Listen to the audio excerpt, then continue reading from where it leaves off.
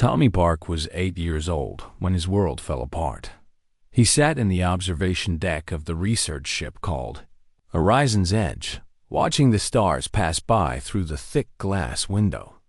His mother, Dr. Elisa Park, worked somewhere below in the science labs.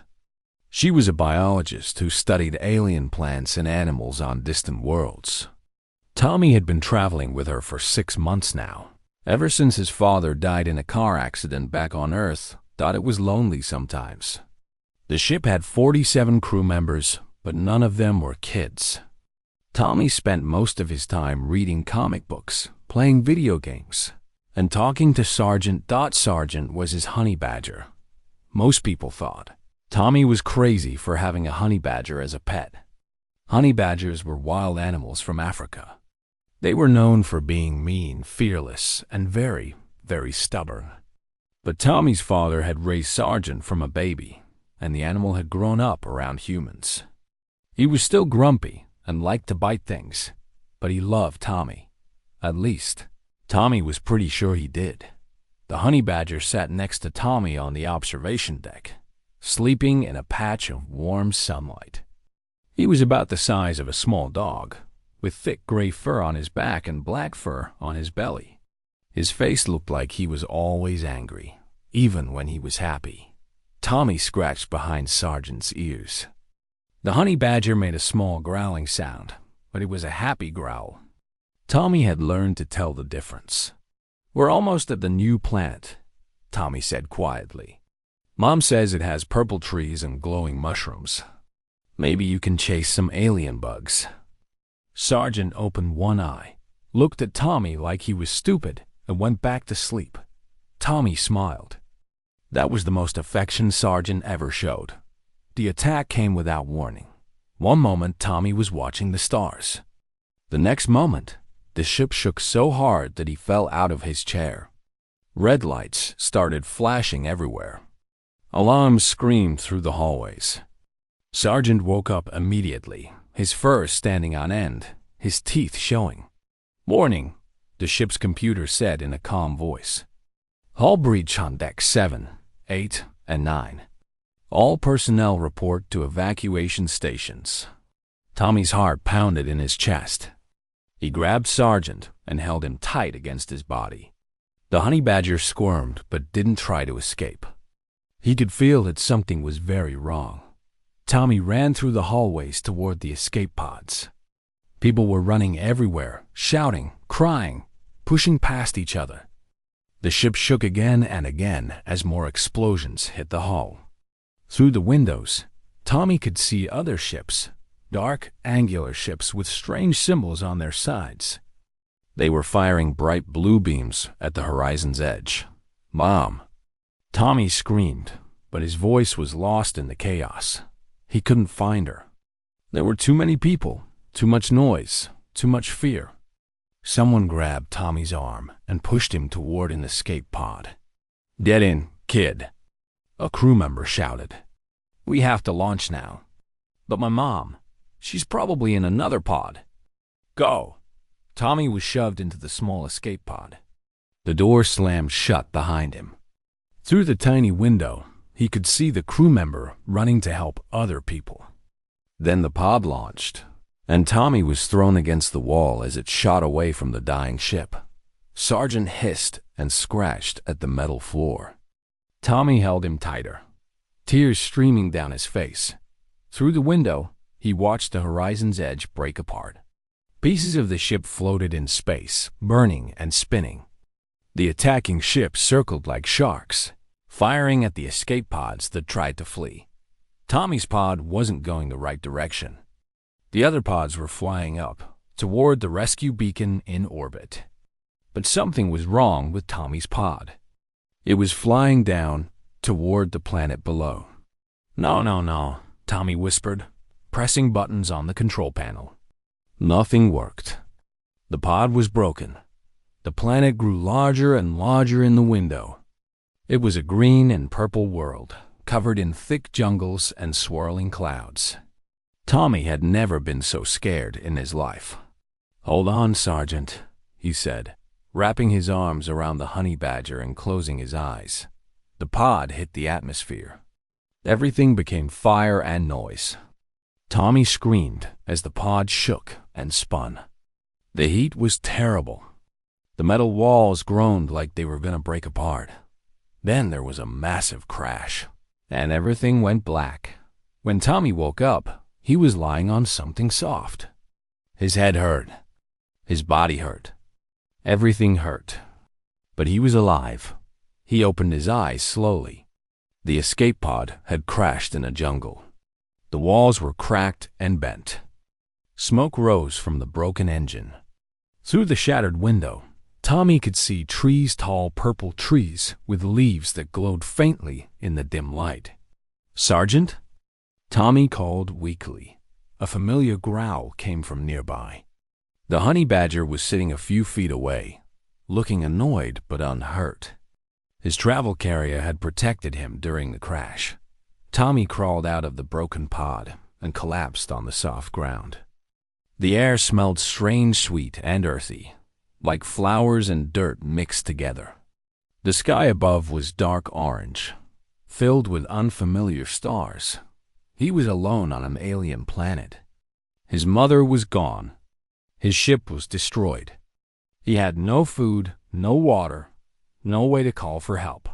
Tommy started to cry. He was just a kid. He didn't know how to survive in a jungle. He didn't know anything. Sergeant walked over and sat next to him. The honey badger pressed his warm body against Tommy's leg. He didn't make any sounds. He just sat there, keeping Tommy company. After a long time, Tommy stopped crying. He wiped his face with his dirty hands and looked at Sergeant. "Okay," he said, his voice shaking. "Okay, we have to find help. Mom is out there somewhere. She's looking for me. We just have to stay alive until she finds us." Sergeant looked at him with his small, dark eyes. He didn't look scared at all. Honey badgers never looked scared. Tommy stood up on shaky legs. He looked around at the alien jungle. Everything was strange and dangerous. He could hear weird sounds in the distance, clicking and humming, and things he couldn't identify. He didn't know that the planet belonged to the Velthari Empire. He didn't know that a battalion of 300 alien soldiers was already marching toward the crash site. He didn't know that his whole life was about to change. All he knew was that he had to keep moving. And he had to protect Sergeant, or maybe, Tommy thought as he watched the honey badgers sniff the alien air, Sergeant would protect him. Commander Roth stood at the edge of the crater and looked down at the broken escape pod. Smoke still rose from the twisted metal. The jungle around the crash site was burned and flattened. But there was no body inside. Roth was a Velthari soldier. He stood 7 feet tall, with dark green skin covered in hard plates like armor. His eyes were large and black, made of hundreds of tiny parts that let him see in all directions at once. His mouth was filled with sharp teeth, and 2 long arms hung at his sides, each ending in clawed hands that could crush stone. He had conquered 12 planets for the Velthari Empire. He had killed thousands of enemies.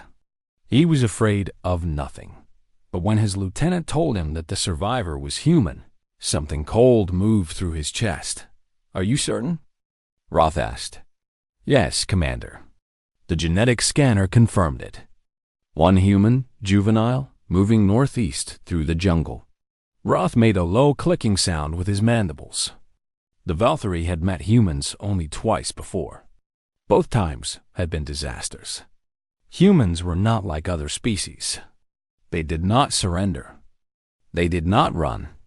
They fought until the very end, and they fought in ways that made no sense. On the planet called Vega 7, a single human soldier had held off 50 Velthari warriors for 3 days. He had been wounded, starving, and out of ammunition. So he had made weapons from rocks and sticks. He had set traps. He had attacked at night and disappeared during the day. By the time they finally killed him, he had taken 23 Velthari with him. The High Command had classified humans as an extreme threat.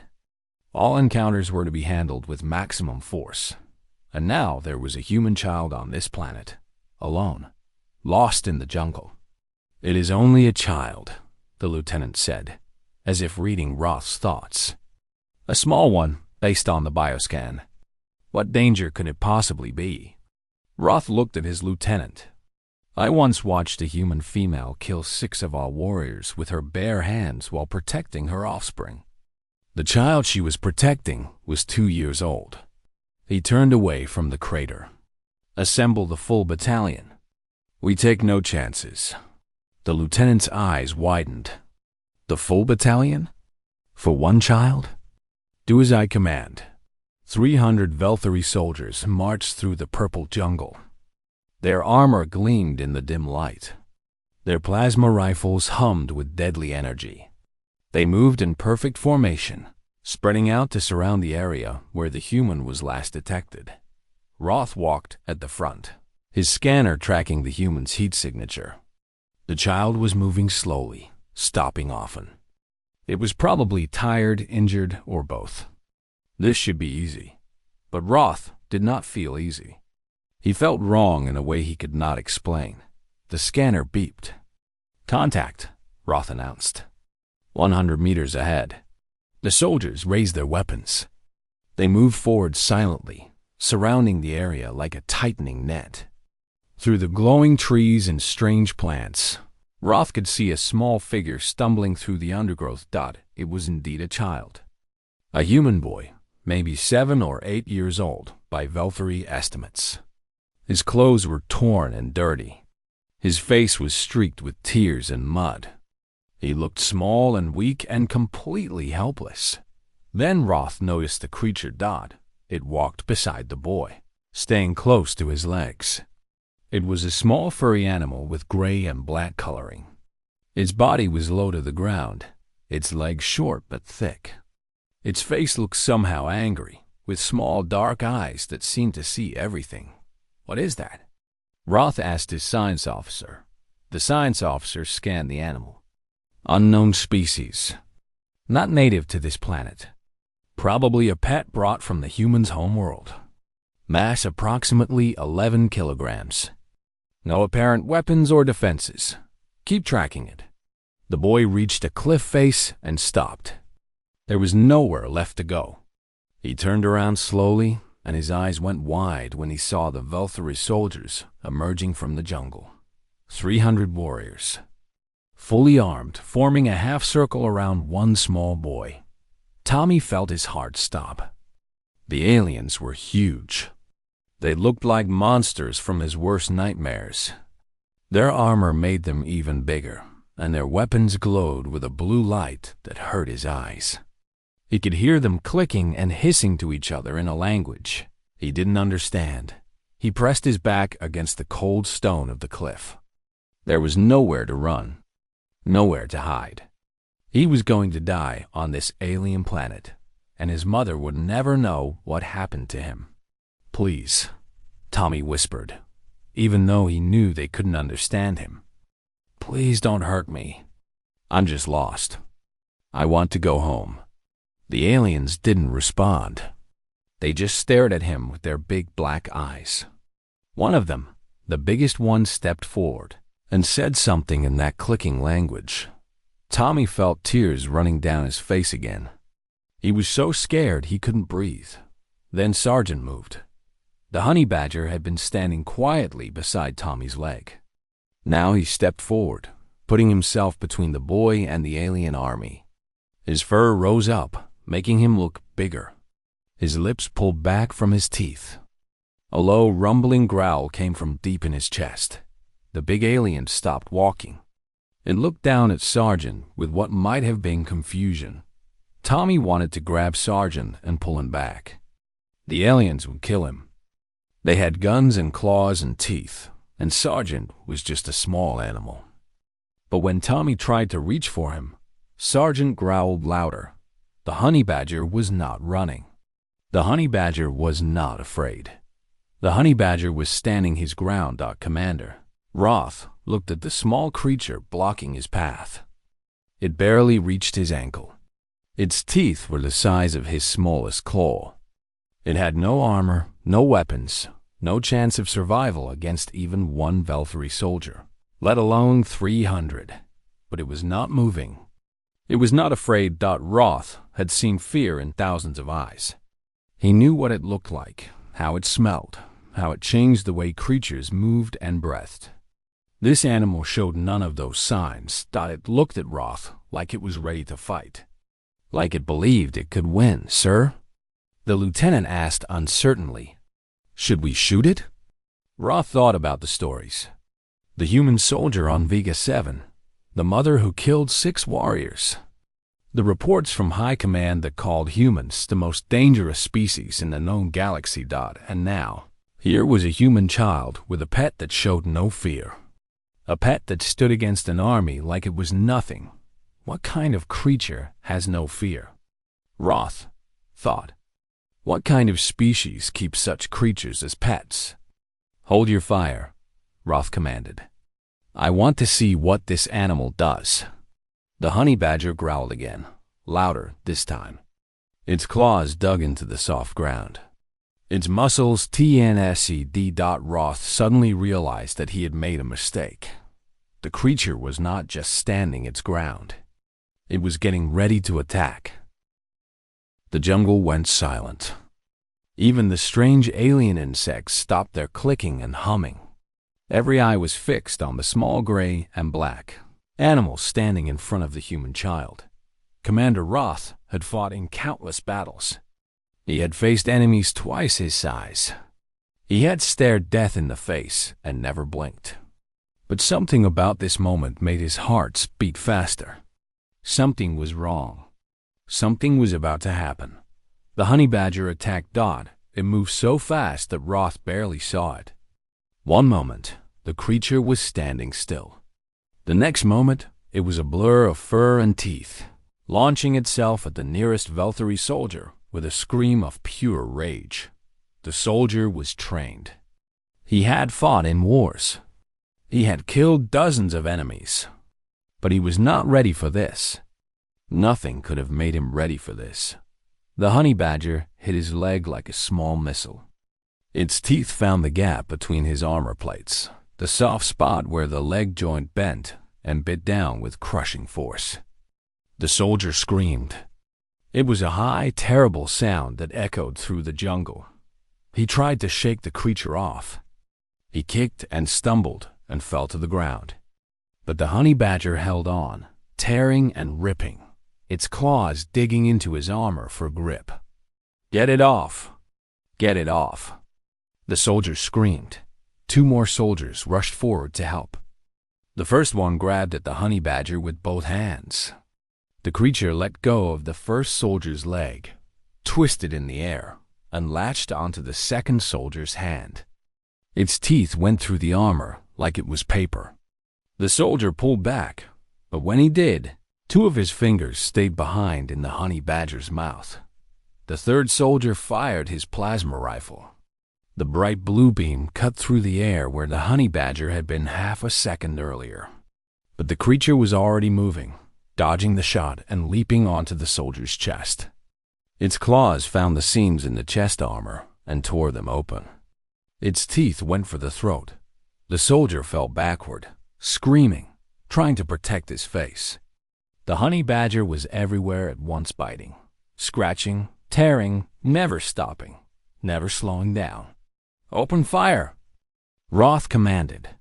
Kill the creature. Plasma beams lit up the jungle.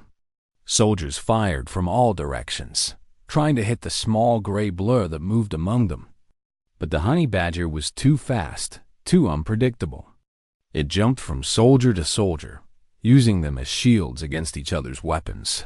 More soldiers went down. Some were hit by the creature. Others were hit by their own allies' plasma bolts. The formation fell apart as warriors crashed into each other, trying to get away from the demon that had appeared among them. Tommy pressed himself against the cliff, his eyes wide with shock. This wasn't possible. Sergeant was just a pet. He was grumpy and liked to steal food and sleep in warm places. He wasn't a monster. He wasn't a killer. But right now, watching his pet tear through an alien army. Tommy wasn't so sure. Sergeant moved like water, flowing around attacks, finding every weakness, exploiting every gap in the alien armor. He didn't fight like an animal defending itself. He fought like a creature that had been born to fight. A creature that knew nothing but battle. A creature that absolutely refused to lose. A large alien soldier managed to grab Sergeant by the back of the neck. For a moment, it looked like the fight was over. But the honey badger twisted his body in a way that should have been impossible, turning completely around inside his own loose skin, and bit the soldier's face. The soldier dropped him immediately, screaming, clutching his eyes. Sergeant hit the ground running and went for the next target. Commander Roth stood frozen, watching the chaos. His soldiers were falling apart. 18 of them were already wounded, crawling away from the fight, leaving trails of green blood on the purple plants. More were panicking, firing wildly, hitting nothing but trees and each other, and the creature kept fighting. It wasn't tired. It wasn't scared. It wasn't even breathing hard. It just kept attacking, over and over, like a machine that would never stop. Finally, Roth found his voice. "Retreat," he bellowed. "Fall back. Fall back now." The soldiers didn't need to be told twice. They ran. 300 of the Velthari Empire's finest warriors turned and fled from an 11-kilogram mammal and an 8-year-old boy. Tommy watched them go. He couldn't believe what he was seeing. The huge aliens, with their armor and their guns and their sharp teeth, were running away. From Sergeant, when the last soldier disappeared into the jungle, the honey badger stopped. He stood in the middle of the battlefield, surrounded by fallen weapons and drops of green blood, and looked around with his small, dark eyes. Then he walked calmly back to Tommy and sat down at his feet. His fur was messy. His muzzle was stained with alien blood.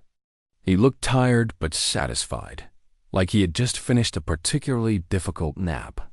"Sergeant?" Tommy whispered. The honey badger looked up at him and made a small grunting sound. It was the same sound he made when he wanted a treat. Tommy started laughing. It was a strange, shaky laugh, mixed with tears and fear and relief.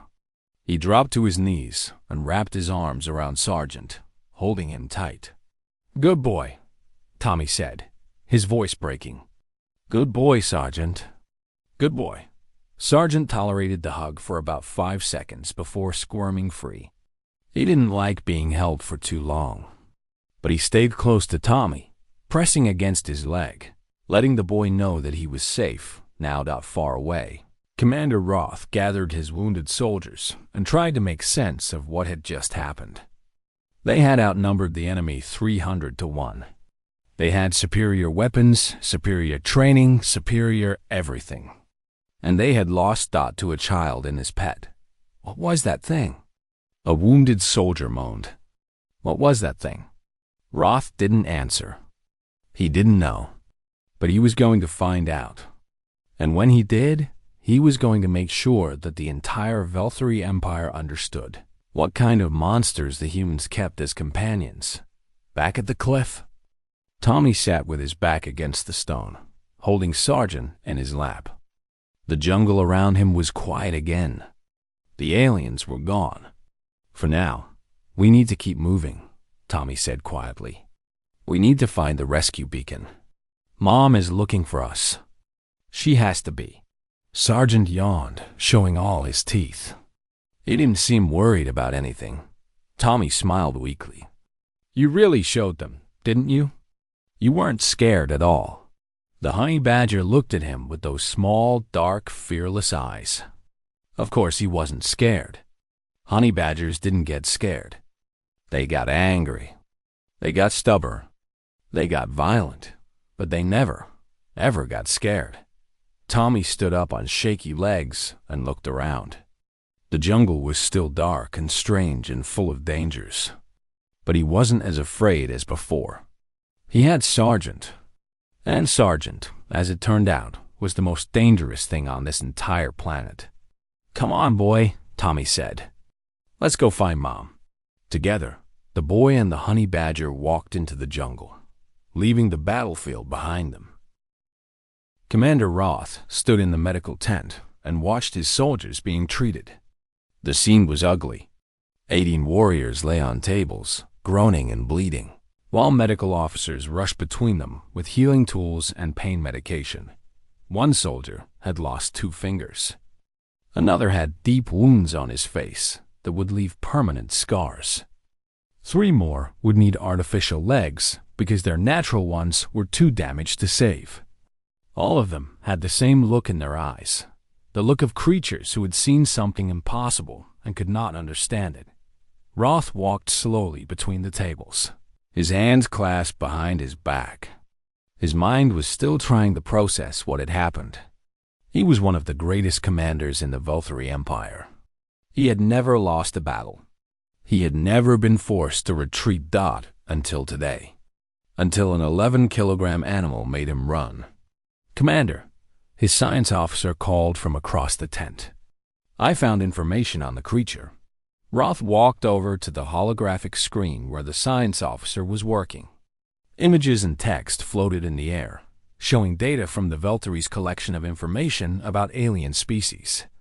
Most of the information about Earth creatures was incomplete. Humans were still relatively new to the galaxy, and the Volturi had not studied them closely, but there was enough. "The creature is called a honey badger," the science officer said. His voice was shaking slightly. "It is a mammal native to the human homeworld, Earth. It lives in Africa and Asia, 2 of the major land regions." "Continue," Ross said. The science officer touched the screen, bringing up more information.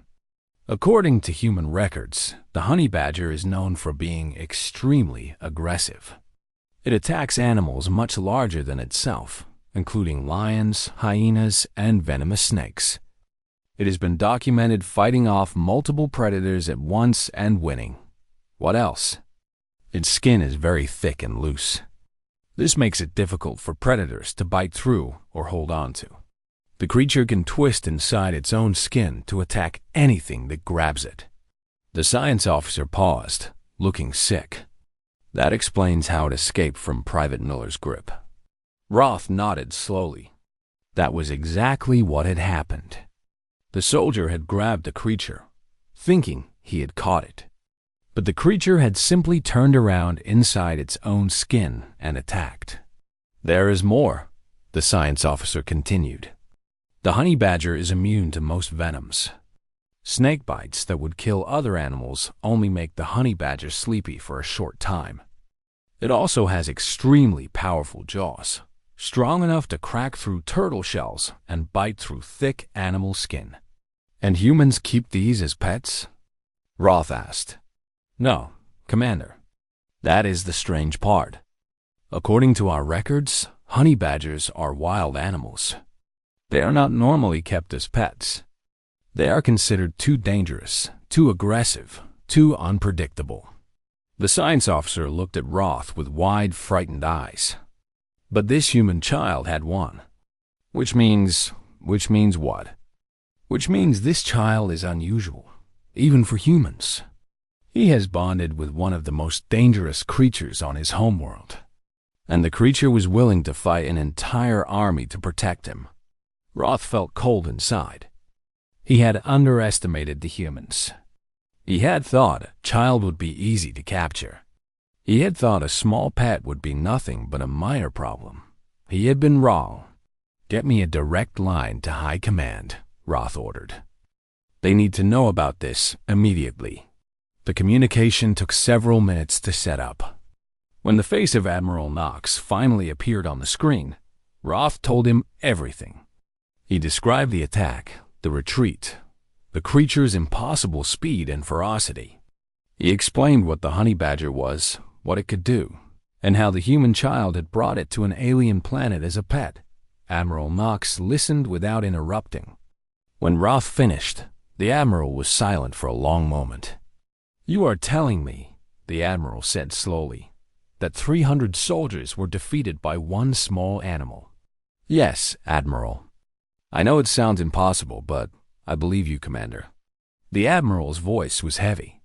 I have read the reports about humans. I know what they are capable of. But this, he shook his head. This is something new.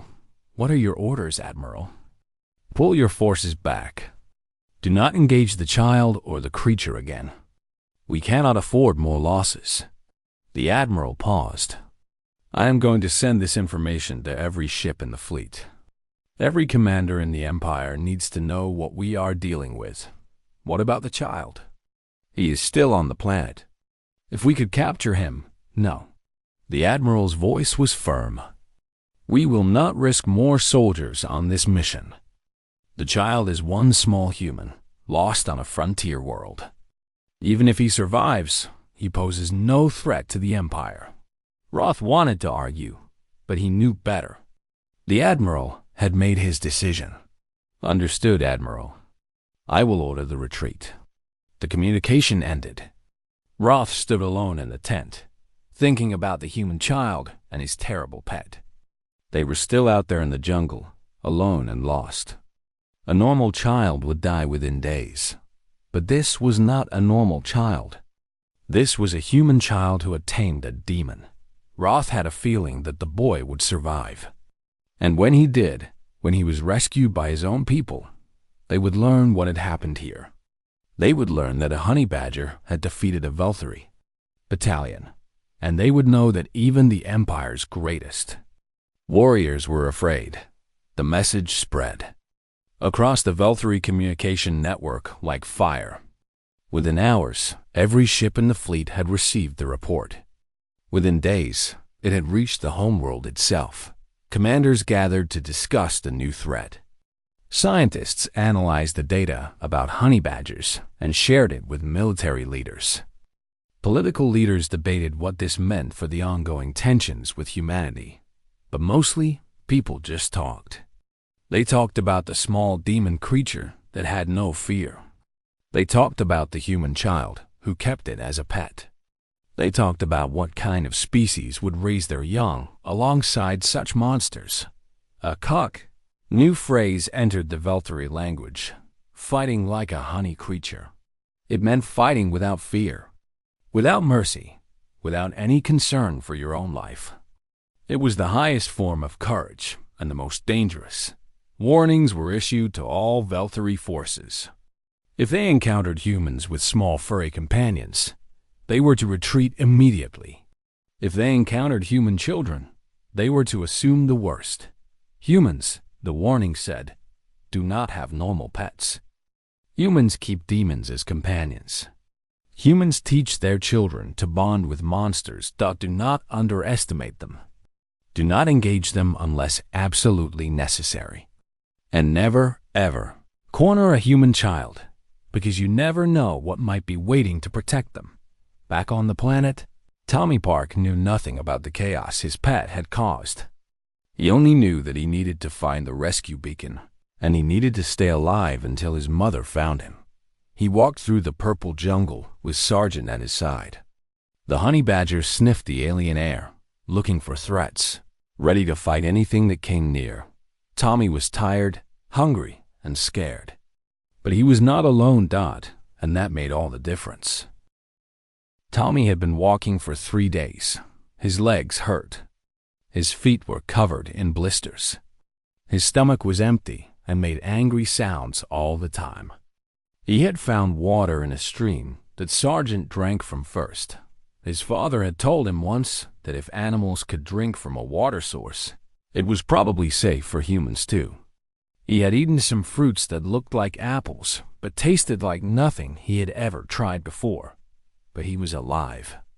And he had found the escape pod's emergency beacon. The device was small, about the size of his hand, and it had been buried in the wreckage when he crashed.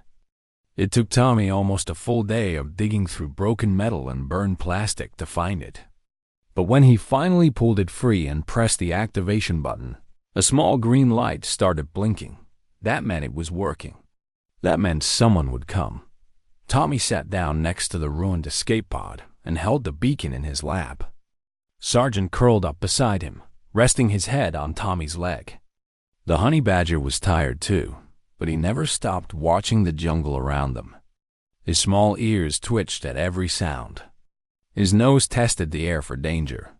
"Someone will come," Tommy said quietly. "Mom will find us. She has to." Sergeant made a small grunt. It sounded like agreement that the Veltari did not come back. Tommy had seen their patrols in the distance on the second day, moving through the jungle with their weapons ready. But they never came close. They stayed far away, watching from the shadows, but never approaching. Tommy didn't understand why. He was just a kid with a small pet. What could the aliens possibly be afraid of? He didn't know that news of the battle had spread across the entire Veltari fleet. He didn't know that his picture taken from long-range surveillance cameras was now in every commander's briefing file. He didn't know that the words, "human child with honey creature companion," had become the most feared phrase in the Veltari military. All he knew was that he was alone. And he wanted to go home. On the third day, Tommy heard a sound in the sky. It was different from the alien ships, louder, rougher, more familiar. He looked up and saw a shape breaking through the clouds. It was a human shuttle, painted with the symbols of the Earth Rescue Service. Tommy jumped to his feet. "Here, over here!" he screamed, waving his arms. The shuttle turned toward him. It descended slowly, carefully, its engines kicking up dust and leaves as it landed in the small clearing near the crash pod. The side door opened, and armed soldiers rushed out, their weapons raised, scanning the jungle for threats. And then Tommy saw her Dr. Lisa Park push through the soldiers and ran across the clearing. Her face was pale and dirty. Her eyes were red from crying. But when she saw Tommy standing there, alive and whole, her face broke into the biggest smile he had ever seen. "Tommy!" she screamed. "Oh God, Tommy!" She grabbed him and pulled him into her arms, squeezing him so tight that he could barely breathe. Tommy hugged her back, burying his face in her shoulder, finally letting all the fear and loneliness and exhaustion pour out of him in great, shaking sobs. "I thought I lost you," Lisa whispered into his hair. "I thought you were gone." 3 days, Tommy. 3 days I've been searching. I was so scared." "I'm okay, Mom," Tommy said through his tears. "I'm okay. Sergeant protected me." Lisa pulled back and looked down at the honey badger, who was sitting calmly at Tommy's feet, watching the soldiers with suspicious eyes. "Sergeant?" "The aliens came for me, Mom. There were hundreds of them, with big guns and armor. But Sergeant fought them. He fought all of them. And they ran away." Lisa stared at her son. Then she stared at the honey badger. Then she looked around at the jungle, where, if she squinted, she could see the Veltari forces maintaining their terrified distance. "Tommy," she said slowly, "what exactly happened?" A soldier approached before Tommy could answer. He was a big man with a scarred face and serious eyes. The name tag on his chest, Sergeant Major Cole. "Ma'am," Cole said, "we need to get moving. Hostile contacts at 300 meters, but they're not advancing. They appear to be retreating." Lisa watched as the alien army pulled back, disappearing into the purple jungle. The massive soldiers with their weapons and their armor were running away from a small clearing with a crashed escape pod and an 8-year-old boy. "What's going on?" she asked. "Why aren't they attacking?" "I don't know, ma'am. But our intelligence people intercepted some of their communications. They're very scared of something. They keep talking about a demon creature that killed their soldiers. Something called a..." Cole checked his notes. "A honey creature?" Lisa looked down at Sergeant. The honey badger yawned, showing all his teeth.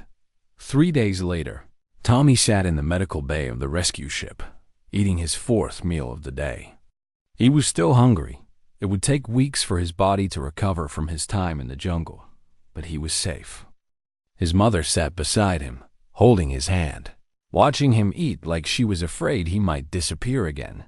Sergeant lay on the floor nearby, chewing on a piece of dried meat. The medical staff had tried to examine him, but he had growled at them until they went away. Nobody wanted to argue with him. An officer knocked on the door and entered. He held a datapad in his hands, and his expression was a mixture of confusion and amazement.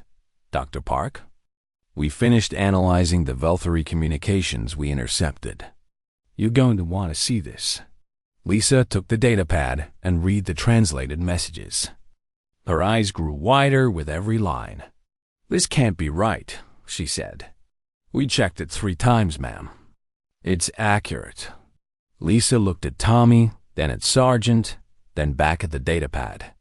"They're calling him a demon. They're issuing warnings to every ship in their fleet. They're telling their soldiers to retreat if they encounter any human children with small furry pets." Tommy stopped eating. "Really? Tommy, what exactly did Sergeant do to those soldiers?" Tommy thought about it.